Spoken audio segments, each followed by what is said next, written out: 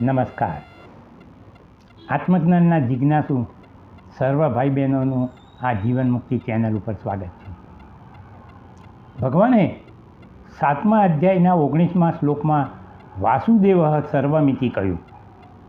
અર્થાત આ જે કંઈ છે એ પરમાત્મા રૂપ છે. આપણને જે જગત દેખાય છે એ પરમાત્મા રૂપ છે. આપણે એને જગત તરીકે જોઈએ છીએ એ પરમાત્માનું આભાસિત રૂપ છે, પણ છે તો પરમાત્મા રૂપ. આપણે આ વિષયની ચર્ચા વિડીયો નંબર 151માં વાસુદેવ સર્વમિતિ વખતે કરી જ દીધી છે. ભગવાનના શબ્દોમાં શ્રદ્ધા હોવા છતાં જેમને જગતના અસ્તિત્વમાં પણ શ્રદ્ધા છે એવા લોકોને ભગવાન હજુ વધુ સ્પષ્ટીકરણ આપવા માગે છે.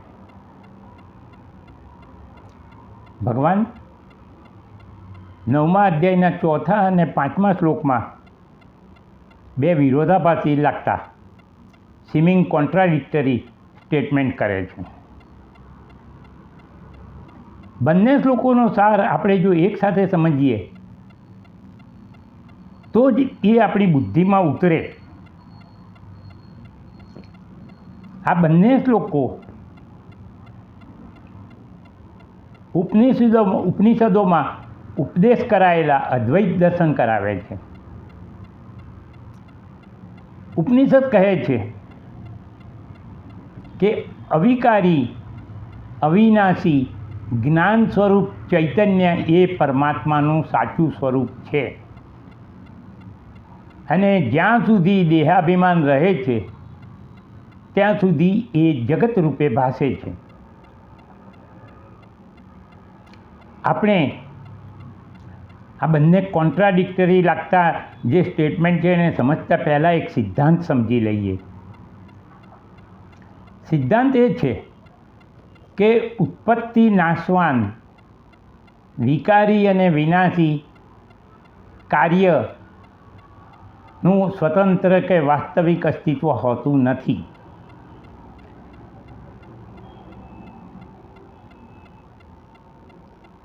આપણે એને એક ઉદાહરણ તરીકે મેં આ પહેલાં સમજાવ્યું હતું કે માટીનો ઘડો માટીમાંથી ઉત્પન્ન થાય છે. અત્યારે પણ માટી રૂપ છે અને નાશ પામ્યા પછી પણ અંતે માટી રૂપ જ રહેવાનો છે. અર્થાત માટીના ઘડાનું કારણ માટી છે અને માટીના અસ્તિત્વના કારણે ઘડો અસ્તિત્વમય લાગે છે, પણ ઘડા નામ રૂપે એનું કોઈ વાસ્તવિક કે સ્વતંત્ર અસ્તિત્વ નથી. માટીનું અસ્તિત્વ આપણને ઘડાના અસ્તિત્વ તરીકે દેખાય છે. હંમેશા કારણનું સ્વતંત્ર અસ્તિત્વ હોય છે અને એ કારણના અસ્તિત્વ ઉપર કાર્યનું અસ્તિત્વ નભે છે અથવા તો દેખાય છે. બીજું ઉદાહરણ જેમ કે સોનું છે, તો સોનાના અસ્તિત્વ ઉપર આપણને વીંટી તરીકે દેખાય છે, પણ વીંટી નામની કોઈ સ્વતંત્ર વસ્તુ નથી. વીંટીનું અસ્તિત્વ સોનાના અસ્તિત્વના કારણે છે. તો એ જ રીતે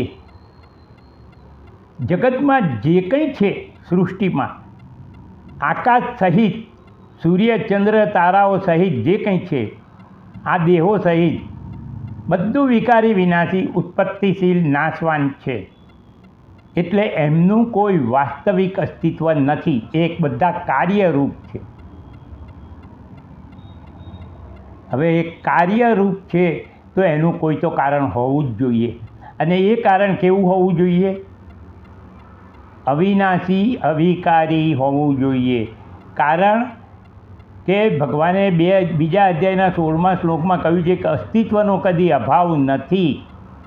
તો જો અસ્તિત્વનો કદી અભાવ ના થવો હોય અને છતાં પણ ઉત્પત્તિ નાશની પ્રક્રિયા ચાલતી હોય તો આ દરેક વિનાશી વિકારી પદાર્થોમાં કોઈ એક અવિકારી અવિનાશી તત્વ રહેલું હોવું જોઈએ.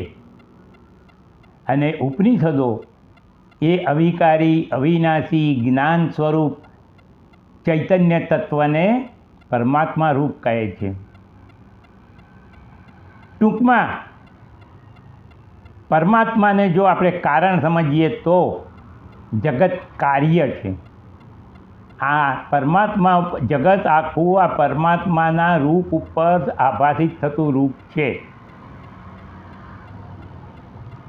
તમે આ સિદ્ધાંત સમજી ગયા તો મેં પહેલાં પણ બહુ આ ડિટેલમાં સમજાવ્યો છે કે કાર્યનું વાસ્તવિક કે સ્વતંત્ર અસ્તિત્વ હોતું નથી, કારણનું જ સ્વતંત્ર અસ્તિત્વ હોય છે. કારણ વિના કાર્ય શક્ય પણ નથી. અને એ પણ છે કે પદાર્થો નામ રૂપે વિનાશી વિકારી છે, પણ અસ્તિત્વ રૂપે એ અવિનાશી જ છે, કારણ કે અસ્તિત્વનો પણ અભાવ નથી. અને ચૈતન્ય તત્વ એક જ એવું છે કે જે અવિનાશી અવિકારી છે, એટલે એનું વાસ્તવિક સ્વતંત્ર અસ્તિત્વ છે. જગત એના અસ્તિત્વ ઉપર નભે છે, એટલે એનું કાર્ય છે. અને કાર્ય તો હંમેશા મિથ્યા જ હોય છે, છતાં પણ આપણને દેખાય. ભગવાન, હવે આપણે પહેલાં બે સ્ટેટમેન્ટ જોઈએ.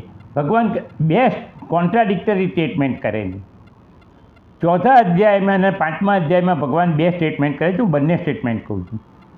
ભગવાન એમ કહે છે કે આ બધા એટલે કે જગત સાથે સર્વ પદાર્થોમાં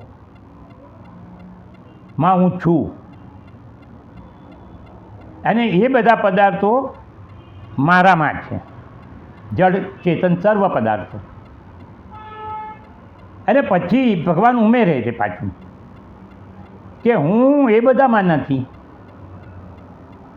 અને એ બધા મારામાં નથી. મતલબ કે ટોટલી કોન્ટ્રાડિક્ટરી લાગે છે. અવિકારી અવિનાશી ચૈતન્ય તત્વ. હવે આપણે પહેલું સ્ટેટમેન્ટ જોઈએ. ભગવાન એમ કહે છે કે હું અવિકારી અવિનાશી અવ્યક્ત રૂપે જગતના સર્વ જળ ચેતન પદાર્થોમાં વ્યાપ્ત છું. હું છું, હું બધામાં છું. એનો અર્થ કે મેં અમને સિદ્ધાંત વખતે કહ્યું કે દરેક વિનાશી વિકારી પદાર્થોમાં એક અવિનાશી અવિકારી વસ્તુ હોવી જ જોઈએ. અને પરમાત્મા એમ કહે છે કે હું અવ્યક્ત રૂપે એમાં વ્યાપ્ત છું. અવ્યક્ત એટલે શું? અવ્યક્ત એટલે કે જે ઇન્દ્રિયો મન બુદ્ધિની પહોંચની બહાર છે. મતલબ કે જો કોઈ એમ કહે કે મેં ભગવાનના ઇન્દ્રિયોથી દર્શન કર્યા કે મનથી કે બુદ્ધિથી, તો એ સાચા ભગવાનનું રૂપ નથી કર્યું. એ એની અંદર મનમાં ઊભો થયેલો એક આભાસ છે. કારણ કે ઉપનિષદોમાં એ કહ્યું છે યતો વાચો નિર્વંતે અપ્રાપ્ય મનસાસહ, કે જ્યાંથી વાણી મન સહિત એને પ્રાપ્ત કર્યા વિના પાછી ફરી જાય છે. એટલે એ અવ્યક્ત તત્વ પરમાત્મા રૂપ તત્વ ઇન્દ્રિયો મન બુદ્ધિની પહોંચની કે પકડની બહાર છે. જેમ બીજ, જેમ વૃક્ષના મૂળમાં, થડમાં, પાંદડાઓમાં, ડાળીઓમાં, ફળ ફૂલ વગેરેમાં બીજ વ્યાપ્ત છે, દેખાતું નથી પણ છે. આ બધું જ થડ મૂળ પાંદડા ડાળી આ બધું બીજમાં હતું, ક્યાંય બહારથી નથી આવ્યું, પણ બીજ અવ્યક્ત રહ્યું છે. બધું દેખાય છે આપણને, પણ બીજ નથી દેખાતું. તો ભગવાન એ રીતે એમ જ કહે છે કે આ આખા જગતમાં જળ ચેતન નામી અનામી સર્વ પદાર્થોમાં હું રહેલો છું. હવે ભગવાન કહે છે કે બધા જળ પદાર્થો મારામાં છે. બધા જળ પદાર્થો મારામાં છે એનો અર્થ એ થયો કે બધા મારામાં અવ્યક્ત રૂપે છે. સમયે સમયે એ પ્રકટ થાય છે અને સમયે સમયે પાછા અપ્રકટ થાય છે. વ્યક્ત અને અવ્યક્ત, વ્યક્ત અને અવ્યક્ત, પ્રકૃતિમાં આ પ્રક્રિયા ચાલુ જ રહે છે નિરંતર. નવું કશું જન્મતું નથી, નવું કશું નાશ પામતું નથી. એકની એક વસ્તુ વ્યક્ત અવ્યક્ત થવાની પ્રક્રિયા ચાલુ રહી છે. ગળો અવ્યક્ત રૂપે માટી છે. પહેલાં હતો માટીમાં, એટલા માટે જ આપણને આભાસિત થયો છે. આ બાબતનો બહુ જ ચર્ચા થયેલી છે, બહુ ડિટેલમાં હું નહીં જઉં તમારી જોડે. ગળો માટીમાં રહેલો જ છે અવ્યક્ત રૂપે, અને એ વ્યક્ત રૂપે ગળા તરીકે આપણને દેખાય. પણ છે તો માટી જ. મેં તમને જેમ ઉદાહરણ આપ્યું તેમ કે ગળો અત્યારે પણ માટી રૂપ છે. જગતનો દરેક પદાર્થ અણે અણુ પરમાત્મા રૂપ છે. આ એક વાત થઈ. હવે આપણે બીજું સ્ટેટમેન્ટ જોઈએ. હું એમનામાં નથી. પહેલાં ભગવાન એમ કહે છે હું એમનામાં છું, હવે એમ કહે છે હું એમનામાં નથી. હું એમનામાં નથીનો અર્થ એ થયો કે હું એમના જેટલો સીમિત નથી. એમના જેવો હું નિરાકાર અનંત અમાપ છું. હું અનંત અમાપ નિરાકાર સીમિત સાકારમાં કેવી રીતે હોઈ શકું? સીધી વાત છે કે સીમિત સાકારની અંદર અનંત અમાપ નિરાકાર કેવી રીતે હોઈ શકે? તો આ એક વાત થઈ. બીજી રીતે જોઈએ તો પણ ચૈતન્ય તત્વ અને જળ મેટર બંને ભિન્ન લક્ષણોવાળા છે, અને બંને સંપૂર્ણ રીતે એકબીજાથી અસંગ છે. ચૈતન્ય રૂપ પરમાત્મા જળ પદાર્થોમાં ના હોઈ શકે. હવે ભગવાન એમ કહે છે કે એ બધા પદાર્થો મારામાં નથી. તો એ પણ એક સીધી વાત છે કે ચૈતન્યમાં ચૈતન્ય સિવાય બીજું કશું જ છે જ નહીં. એ નિરાકાર છે, જ્ઞાન સ્વરૂપ છે. જ્ઞાન સ્વરૂપ નિરાકાર તત્વમાં જળ સાકાર પદાર્થો કેવી રીતે સમાઈ શકે? ના સમાઈ શકે. તો આ બંને સ્ટેટમેન્ટો ઉપરથી એક વસ્તુ તો તમે સમજાઈ જોયું હશે કે ભગવાન સ્પષ્ટ કરી દે છે. બંને શ્લોકોનો જો સાર આપણે સાથે સમજીએ તો કે વાસ્તવમાં જળ દેખાતું જગત નથી. હું એમનામાં છું, અર્થાત હું જ આકાર રૂપે ભાસું છું. એ બધા મારામાં નથીનો અર્થ એમનું વાસ્તવિક અસ્તિત્વ નથી. મારા એકલાના જ અસ્તિત્વ પર નભતા એ બધા નામરૂપો મારામાં કેવી રીતે હોઈ શકે?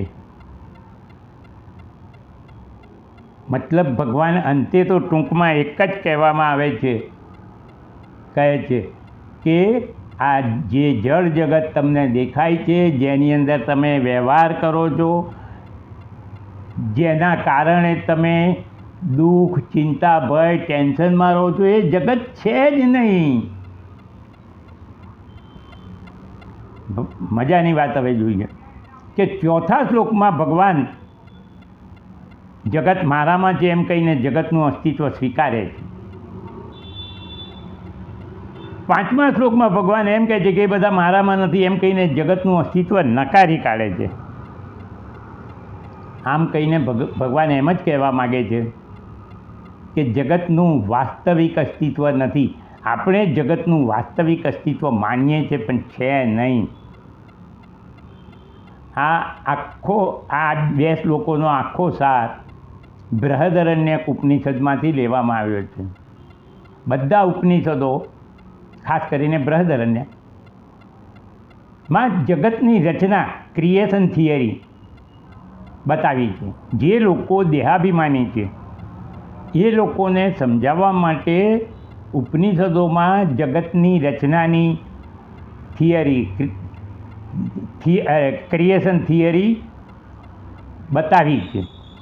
પણ પછી એ જગત નિરાધાર છે, સ્વતંત્ર નથી, અસ્તિત્વવિહીન છે એવું બતાવવા એ જ જગતને નેતિ નેતિ એમ કહીને નકારી પણ કાઢ્યું છે.